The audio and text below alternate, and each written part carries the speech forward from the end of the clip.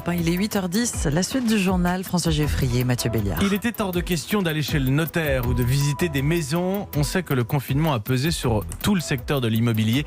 Europe 1 vous dévoile ce matin un premier chiffre. 25 à 30% de baisse du nombre de transactions immobilières en 2020, prévision de la FNAIM. Emmanuel Dutheil, les 150 000 transactions perdues pendant le confinement ne seront pas rattrapées.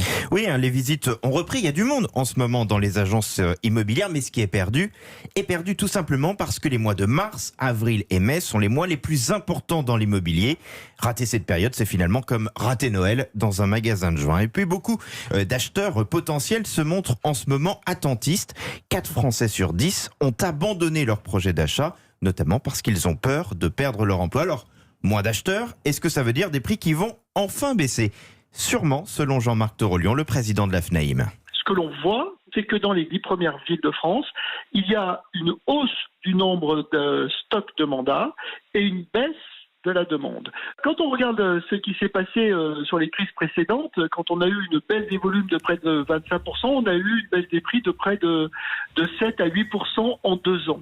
Donc si on met de côté Paris, qui est toujours un marché un peu particulier, oui, il va y avoir une baisse, mais une baisse limitée dans les mois à venir. Pour le moment, tous les acteurs ne s'attendent pas à un effondrement, mais attention, tout va dépendre de la situation économique. L'immobilier est très très lié à l'économie. Si la crise perdure par exemple fortement l'an prochain, là le marché pourrait s'effondrer et donc les prix s'effondrer. Emmanuel Dutheil, chef du service économie d'Europe 1.